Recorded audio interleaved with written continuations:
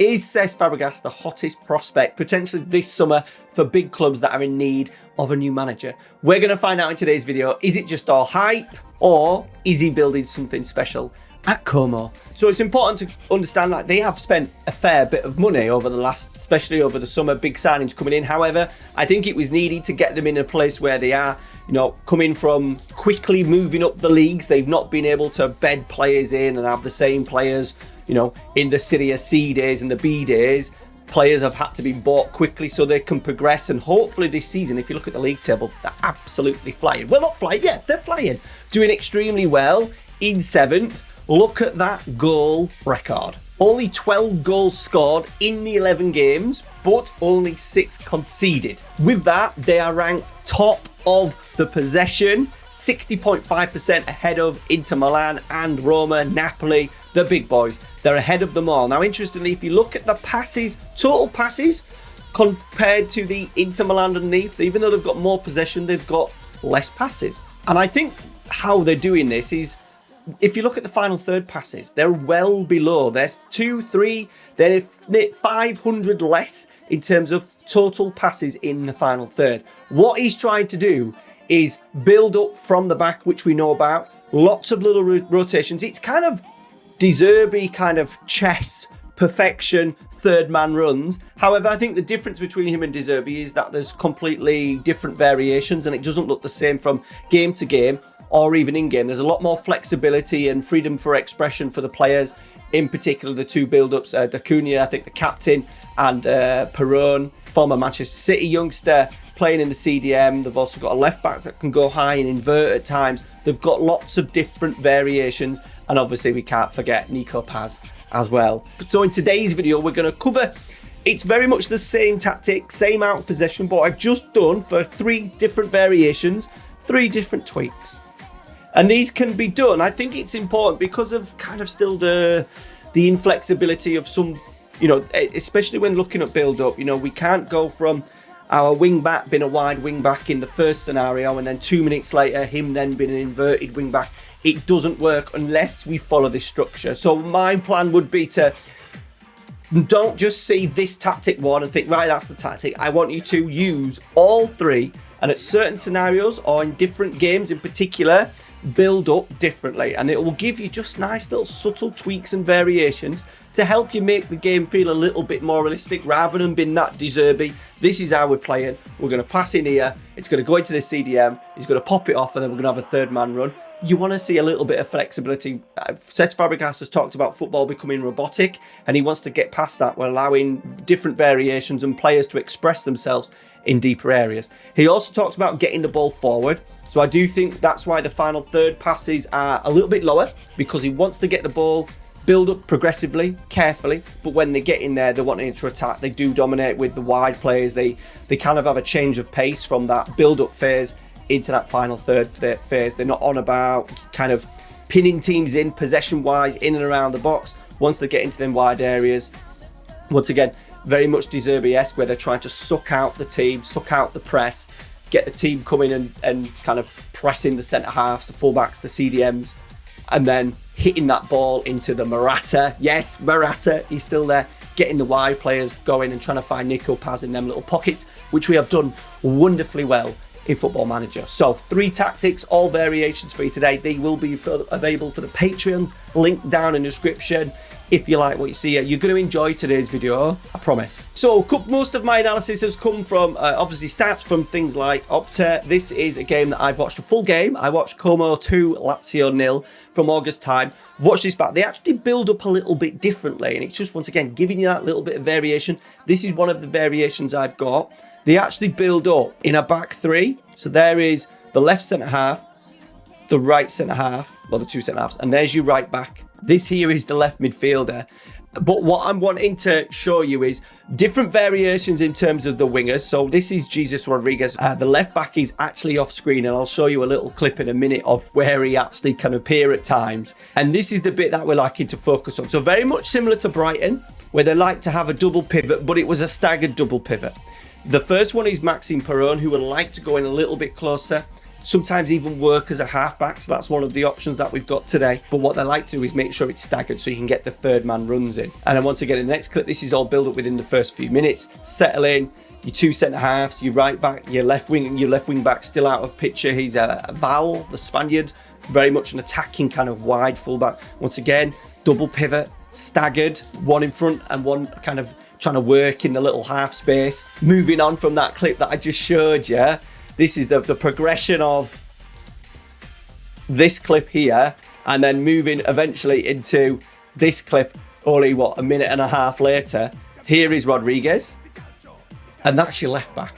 Now, we could have him as a playmaking wing back because he, depending on where players go, and this is where it's tricky because if we set him as a playmaking wing back, he's going to do that in FM every single time. So this is where, you know, you need to have these three variations and just have them loaded in your save, in your tactics, and every 10 minutes. So just flip it up. If you want to be super, I think, realistic and flexible, once again, I'll talk about this in my main Football Manager tactical video that's going to be coming out on Monday, which is my real life tactical kind of philosophy and plan for when I return back to football coaching in the summer.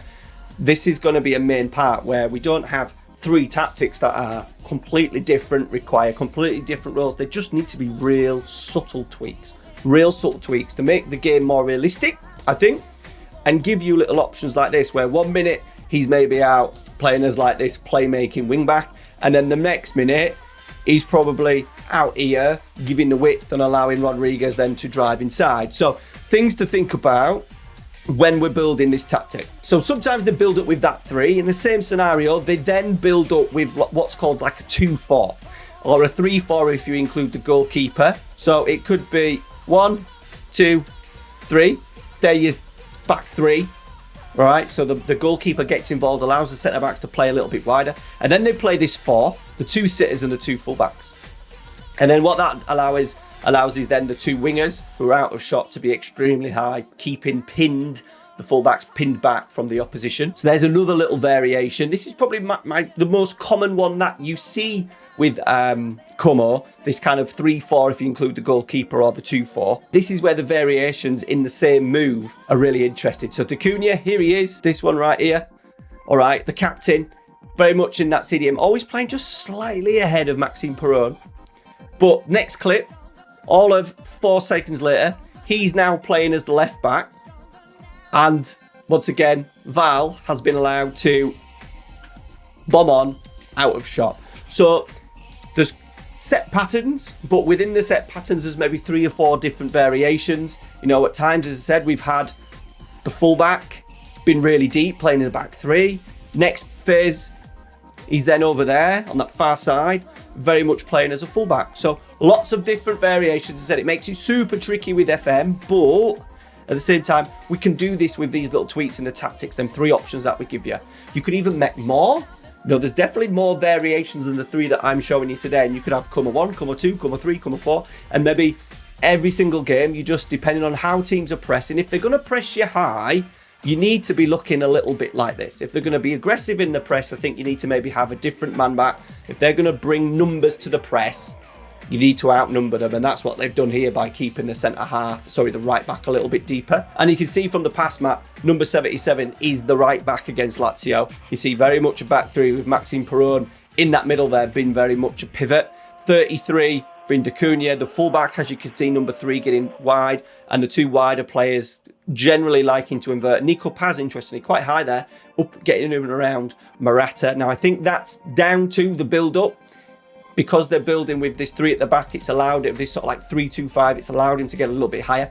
I personally prefer him a little bit deeper to help with progression. And then once again, against Juventus, completely different. They've very much gone to this 2-4-4 shape. If you don't include the goalkeeper, double pivot. Once again, you can just see the average position, it's not much, but the 23 Perron is just always a little bit deeper than the number 33. They actually played Caceres, who's a defensive midfielder, like playmaker. He actually played as a sort of like an inverted, not an inverted winger. In possession, he played as very much an 8, like a double 8 class slashed kind of 10 with Paz. Loads of subtle variations to his game. Out of possession as well, Caceres moved across that left-hand side to give them a little bit of shape. So with that, this is what I've put together for in possession. Now we have 3 variations that I'm going to talk about. There's even a couple of variations that I haven't added, and it'll be up to you guys to kind of make them, you know, as you see fit, in particular with the role of Val, the left back.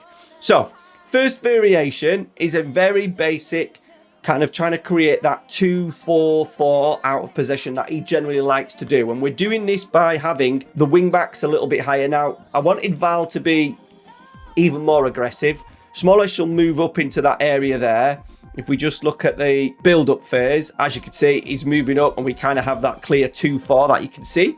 So that's one way of doing it. We've got Val as the left back. Now, what I noticed in the game against Lazio, the right centre-back was a little bit more direct.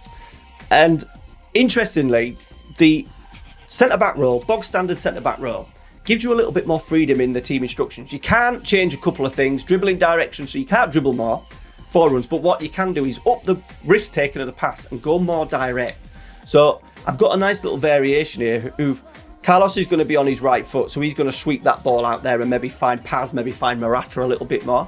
Whereas Kempf, who's left-footed, he's going to pass as a ball-playing defender. You can't have longer passing the ball playing. So I think it just gives those two roles a little bit of variation. We'll do obviously different things, and it'll just help you once again, just give you a slight little different variation in build-up. Val on the left, wing back for this version. Now, the two DMs, we've got Perón as that DLP, so he's going to drop in, and then I've got D'Acunha as that box-to-box playmaker, so he's going to help him build up. We don't want him disappearing, not getting involved.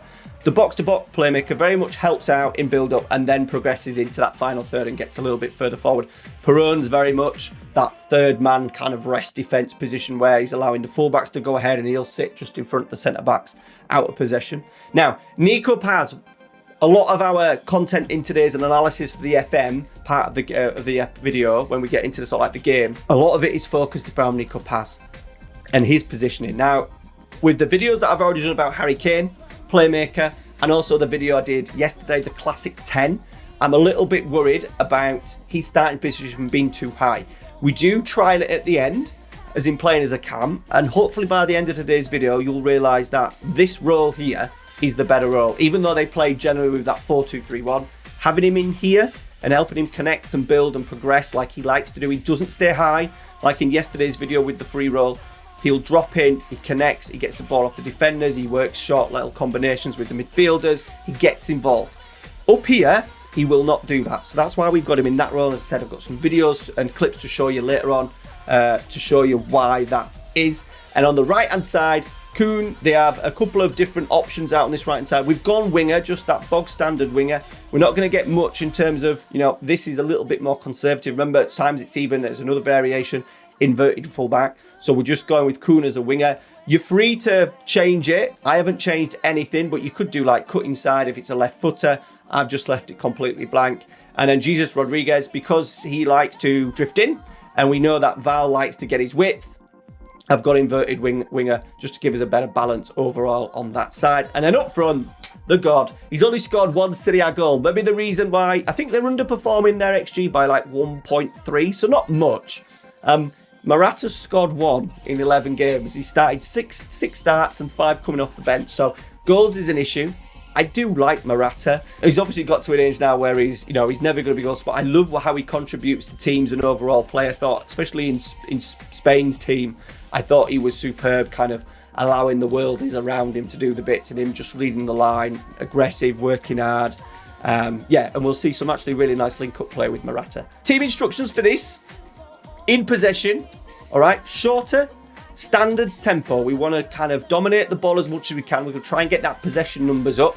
Time wasting standard, haven't touched. Hold shape in attacking transition. That's just so we get the build up. He's very keen on building up slowly, carefully, forward passes, but at the right time. I think the counter attack is not how he wants it. He doesn't want a basketball game. The idea is that we dominate and control. I think he likes control. There's not many goals scored. There's not many goals conceded. He likes to have control of the game, says Fabregas. So that's why we're going with hold shape. Play for set pieces. Got a couple of goals already. Kempf was a really good one from a in-swinger from Nico Paz. Got good centre halves. So we've just gone with play for set pieces. More expressive. So we could just break out of those kind of rigid set plays, the rigid sort of build that you might see, just little tweaks with a couple of the positions. We've got 3 playmakers in the team, so that may help. Build up strategy, play through obviously, goal kick short to the centre backs. Supporting runs, we've gone underlaps because we're getting the width from the fullback and then the winger on that side. So I'd love to see a Nico Paz, a Morata, and an inverted winger to kind of go through and go on sort of like the underlapping runs. Pass to feet, once again, I think that's very much a possession to help get them possession numbers up. Shoot from distance I've taken off because there's too much of that in FM so far, and I've just always had that as a kind of standard in any tactic that I've done so far. And balanced for crossing. Okay, so that is everything in possession. Now I've got a couple of tweaks for the in possession. Kind of that 3 build up that we saw with Lazio. So the only tweak is that I've gone smaller, choose the right back and inverted full back, and then we'll just build up a little bit more with the back 3. Everything else is kept the same. There is very clear principles with just a couple of tweaks. I can't emphasize that doing that to that in the game is very realistic, where teams will decide to build up occasionally with a 3 to be a little bit maybe safer. As I said, Lazio were wanting to press high, decent presses, so having the right back just helping, having an extra number because they're pushing forward, will allow us to kind of break through and overload in the sort of like the deeper areas. And then the third version is very much what they also like to do is Perone likes to drop in as a halfback. So what we've got is now the right back being a wing back, and Val now being an advanced wing back to give us real good depth. Now what you could do as well, another option, remember that clip where he ended up being a centre forward? Put that on playmaking wing back and see him then drifting there. Now if you do that, for me, you really need to have him as a winger so he doesn't take the space up. So I'm giving you also more options there. You just got to think of balance. Now if he goes in there, he needs to have the width. So I need to then change his role to a winger. And on this side, look, we've got winger and wing back and wing back. Maybe we could change that to be an inside, maybe an inside winger, maybe not an inside forward, because everyone likes it to feet and they play in that, like come into these areas here and be a little bit narrower. Those are the 3 versions for in possession. Let's see what he's up to out of possession. Okay, so out of possession, this is a little stat from, once again, the Opta Analyst, the website I like to cover when, especially when we're looking at like the big leagues. As you can see, Como are top in the division for PPDA. Now, not only are they ranked highest in Serie A for PPDA, which is passes per defensive action, it basically means like how long they leave it before they start kind of pressing, interceptions, blocks, tackles, etc. The lower the number means the quicker they're doing it and the more kind of aggressive they're doing it. They're ranked at 7.8, as you can see. They're ranked first in the top 5 leagues, so they outdo everybody. Barcelona, I think, is around 9.1. The best in the Premier League is Bournemouth at 9.7, with the closest to them being 8.1. They are an incredible pressing outfit, incredible numbers. I think that's also maybe down to that they're only playing 1 game a week, so they can kind of give it everything, but it's a clear plan. Keep the ball, play, control the game. Without it, we work extremely hard to get it back. This sets us up for how we're going to set up out of possession. We've got our wide player, we've got our centre forward, we've got Nico Paz, and then we've got our right midfielder. Now, the way the team is shifted, it's cutting off this side, and the goalkeeper's naturally, as you can see, is going to put that ball out to that left back. The next clip is only 4 seconds later. The ball's been shifted, it's moved into the left back here. He's been pressed by the right midfielder, and right in it, you can't see because it's extremely blurred, but let me just magnify it so you can see. In there is the right back who ends up winning the ball. So the fullbacks are extremely aggressive. They want that ball, as you can see from here, the setup, block out the middle, allow that pass to go out wide. You can see as well the body shape of the right midfielder. So he knows where that ball's going. He's going to go and press and hunt. And what he does is he goes in. The striker then comes across a little bit, forces the play down the line, and then they press aggressive and win it back.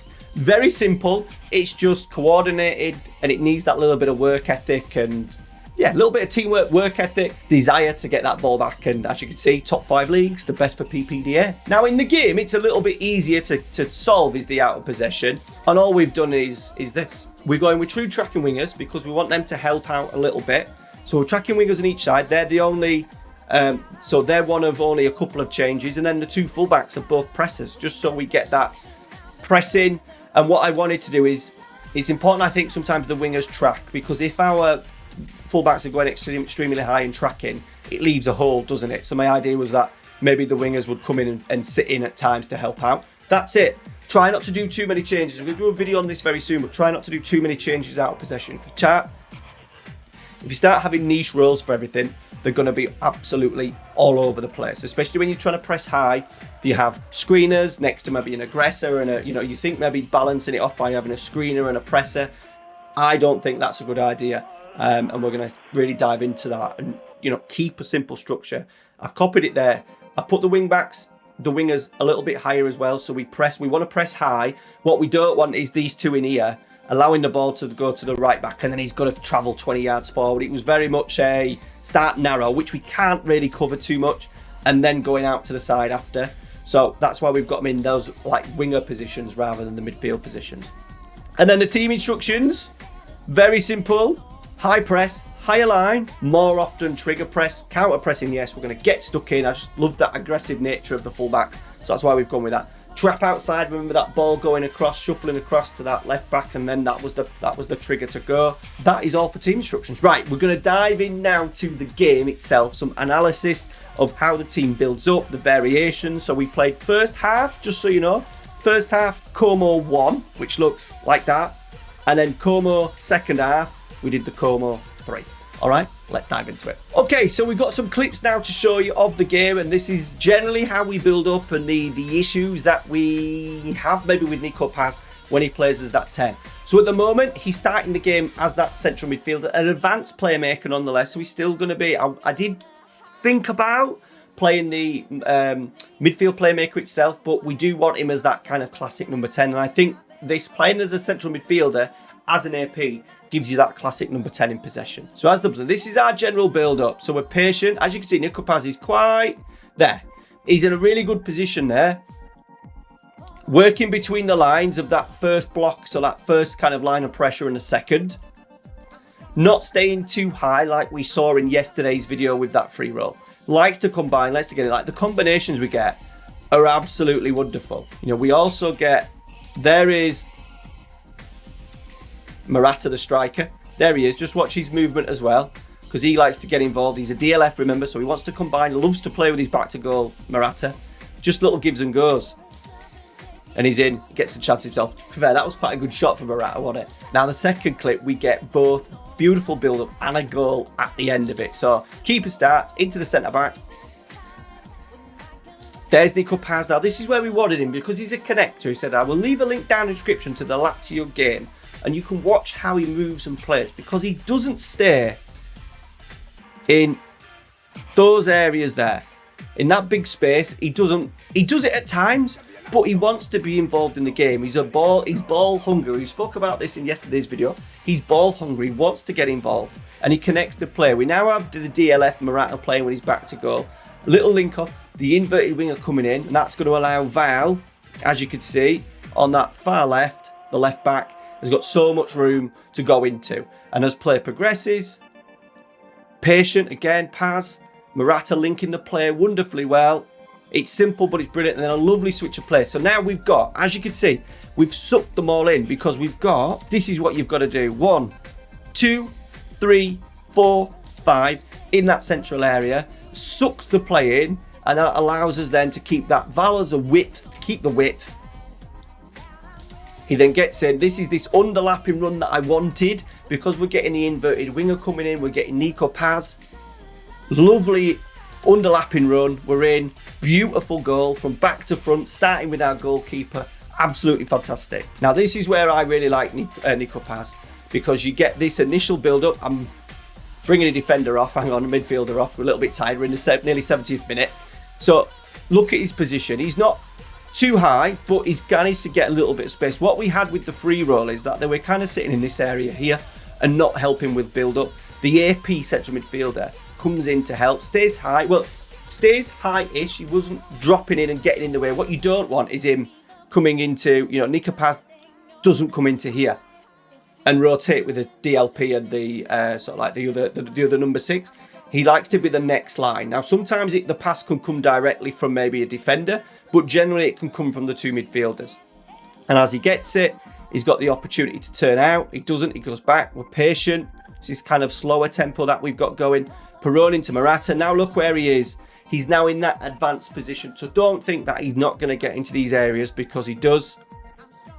And once again, we've sucked the play. We've overloaded that central area. De Sena now is our substitute on this left-hand side as the left back. I think we eventually lose it in there. We do. But just showing that overloading the central areas. Nico Paz been that playmaker, ball hungry, demanding the ball, keeping the play ticking. And only a few minutes later, he's now getting marked.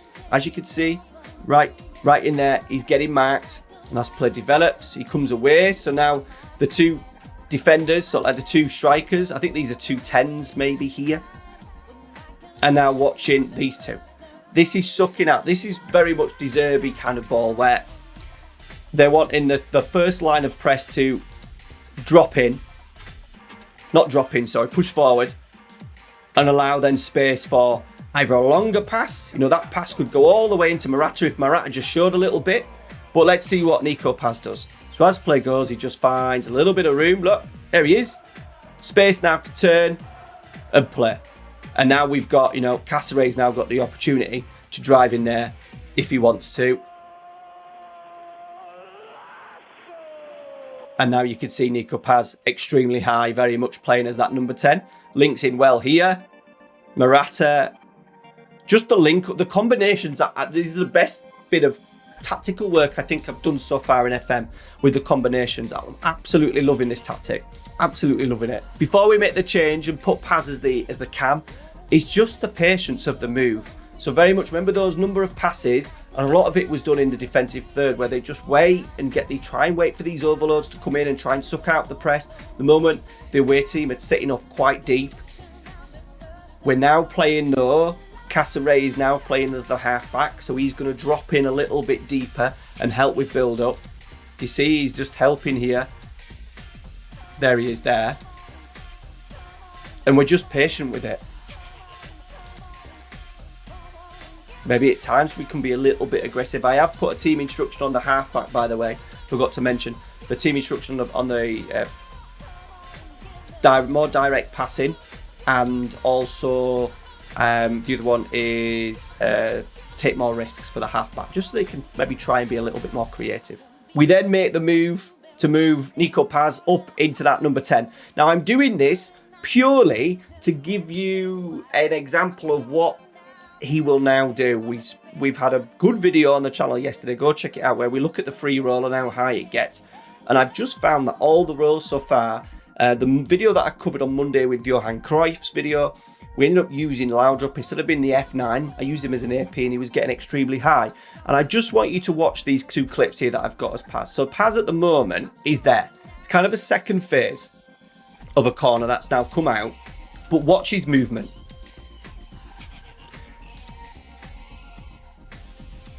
Now if I stop it here, look at this. He should be in there. But he isn't. He stays high.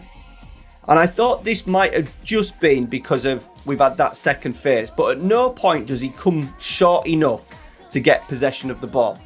And I thought, right, that might be just because we're doing that second phase of a corner and it's, the match engine's not kind of clicked back into more of a control possession phase. But this is a build-up. And this was just a few minutes later. So you could see him, there he is. Not in a bad position, to be fair. Not in a bad position at all, but soon as that ball's been played, look at him. He is just already looking away from goal, and he's going to go into that area there. That is completely different to the Nico Paz that we had only a couple of minutes early playing as the central midfielder. Like, he goes towards the ball. So, to be honest, for me, that isn't a good pass. There's too many people around him in terms of the yellows. Hasn't got much around him in terms of support. He'd have to maybe do a little dummy. Yeah, it's a tricky pass. The pass is not on. And as play develops, he gets swamped by the 2 number 6s. Look, there's 2 6s there, 1 and 2. And he doesn't do that. He wants to be, look at that space where he would have been. If this was a couple of minutes ago, he would have been in there, guys.